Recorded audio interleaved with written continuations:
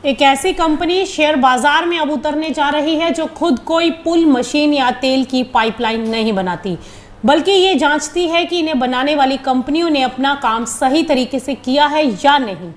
कागज पर लिखे सुरक्षा स्टैंडर्ड वास्तव में पूरे हुए हैं या नहीं, किसी परियोजना में इस्तेमाल हुई सामग्री तय क्वालिटी की है या नहीं, और कंपनियां जिन नियमों का पालन करने का दावा करती हैं जमीन पर उनका पालन हुआ भी है या नहीं। इसी कारोबार से जुड़ी company Gulf Lords India Limited अब अपना एसएमई आईपीओ लेकर आ रही है। कंपनी करीब 18 करोड़ 19 लाख रुपए जुटाना चाहती है। आईपीओ 20 जुलाई 2026 को खुलेगा और निवेशक 22 जुलाई तक आवेदन कर पाएंगे। शेयर का निश्चित मूल्य 100 रुपए रखा गया है और कंपनी के शेयर बीएसई एसएमई प्लेटफॉर्म पर लिस्ट होंगे। संभावित अलॉटमेंट 23 जुलाई और लिस्टिंग 27 जुलाई को हो सकती है और ये पूरा आईपीओ नए शेयरों का है, यानी इसमें कोई ऑफर फॉर सेल नहीं होगा और प्रमोटर अपने पुराने शेयर बेचकर पैसा नहीं निकाल रहे। लेकिन यहाँ पर पहला सवाल निवेश की रकम का है। एक लॉट में 1200 शेयर, मगर रिटेल निवेशक को कम से कम 2 लॉट यानी 2400 शेयर के लिए एप्लीकेशन देना होगा और इस तरह न्यूनतम निवेश होगा 2,40,000 रुपए। एसएमई आईपीओ में ये कोई छोटी रकम नहीं, क्योंकि जहां निवेश बड़ा है वहीं लिस्टिंग के बाद शेयर में खरीदार और विक्रेता कम होने का रिस्क भी रहता है। अगर शेयर नीचे चला गया और पर्याप्त खरीदार नहीं मिले तो इन्वेस्टर चाहकर भी आसानी से बाहर नहीं निकल पाएगा। अब आप कंपनी का थोड़ा कारोबार समझिए। सितंबर 2014 में शुरू हुई Gulf Lords third party inspection, auditing, testing, certification और ट्रेनिंग जैसी सेवाएं देती है। आसान भाषा में इसको यूं कह सकते हैं कि कंपनियां किसी प्रोजेक्ट की क्वालिटी और सुरक्षा को लेकर केवल अपने दावे पर निर्भर न रहे, इसके लिए गल्फ लॉर्ड्स जैसी स्वतंत्र एजेंसी जांच और प्रमाणन का काम करती है। इसके कस्टमर सार्वजनिक क्षेत्र की कंपनियां भी हो सकते हैं और निजी कंपनियां भी। तेल और गैस मैन्युफैक्चरिंग इंफ्रास्ट्रक्चर तथा तकनीकी परियोजनाओं में ऐसी सेवाओं की अक्सर जरूरत रहती है और ये कारोबार दिखने में साधारण हो सकता है, लेकिन इसकी जिम्मेदारी बहुत बड़ी। अबीटा जरूर 7 करोड़ 66 लाख रुपए से बढ़कर करीब 7 करोड़ 90 लाख रुपए पहुंचा, लेकिन इसी दौरान कंपनी का कुल कर्ज 8 करोड़ 94 लाख रुपए से बढ़कर 15 करोड़ 68 लाख रुपए तक पहुंच गया। यही निवेशक को रुककर सवाल पूछना चाहिए। जब आय लगभग नहीं बढ़ी, लाभ थोड़ा कम हुआ, लेकिन कर्ज करीब दोगुना हो गया, तो कंपनी की पूंजी आखिर कहां फंस गई?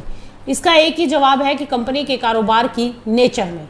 कई प्रोजेक्ट लंबे समय तक चलते हैं, ग्राहकों से भुगतान मिलने में समय लगता है, टेंडर और बड़े अनुबंधों के लिए बैंक गारंटी देनी होती है और कर्मचारियों तथा तकनीकी विशेषज्ञों का खर्च भुगतान मिलने से पहले उठाना पड़ता है।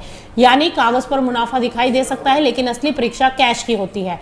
आईपीओ से मिलने वाली रकम में से सबसे बड़ा हिस्सा करीब 7 करोड़ 15 लाख रुपए वर्किंग कैपिटल के लिए रखा जाएगा। करीब 4 करोड़ 1 लाख रुपए नए ऑफिस परिसर पर खर्च होंगे और 3 करोड़ रुपए असुरक्षित कर्ज चुकाने में लगाए जाएंगे। इसका पॉजिटिव पक्ष ये है कि पूरा पैसा कंपनी के अंदर जा रहा है और कर्ज का कुछ हिस्सा कम होगा। लेकिन दूसरा पक्ष ये है कि कंपनी को रोजमर्रा का कारोबार चलाने के लिए बड़ी वर्किंग कैपिटल की जरूरत है और इसका मतलब है कि ग्राहक से भुगतान में देरी हुई, प्रोजेक्ट अटक गया या फिर कोई नया टेंडर नहीं मिला तो नकदी पर दबाव बन सकता है। ग्राहकों की संख्या भी एक जोखिम है। कंपनी के पुराने ड्राफ्ट प्रोस्पेक्ट्स में कुछ वित्तीय अवधियों में शीर्ष 10 ग्राहकों से आय का बहुत बड़ा हिस्सा आने की बात कही गई। ऐसे कारोबार में किसी बड़े ग्राहक का काम समाप्त होना, नया ऑर्डर ना मिलना या फिर भुगतान रुकना सीधे इनकम को प्रभावित कर सकता है। इसके अलावा कंपनी को योग्य इंजीनियरों की और निरीक्षकों और तकनीकी कर्मचारियों की जरूरत होगी। कारोबार बढ़ाने के लिए यदि अनुभवी कर्मचारी नहीं मिले तो प्रोजेक्ट समय पर पूरा करना और साथ में क्वालिटी बनाए रखना एक चुनौती हो सकता है।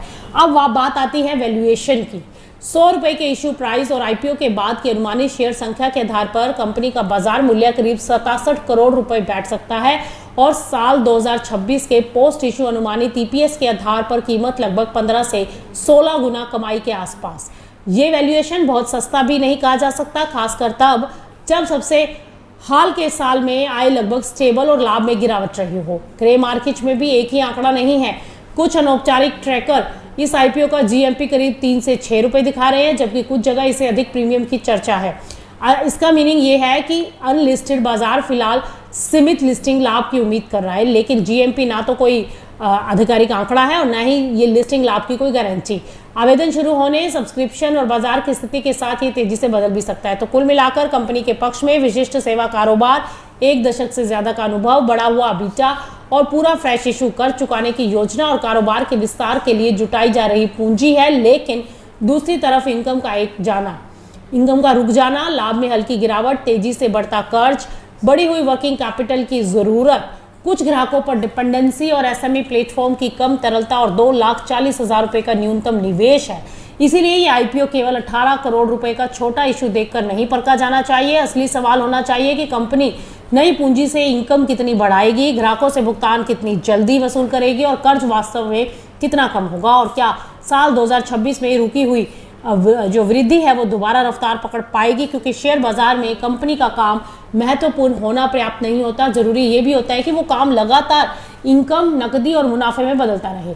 ये वीडियो केवल जानकारी और विश्लेषण के उद्देश्य से है। आईपीओ में आवेदन करने से पहले रेड हेरिंग प्रोस्पेक्ट आप जरूर पढ़ें, जोखिमों को समझें और जरूरत हो तो अपने वित्तीय सलाहकार से सलाह जरूर लें।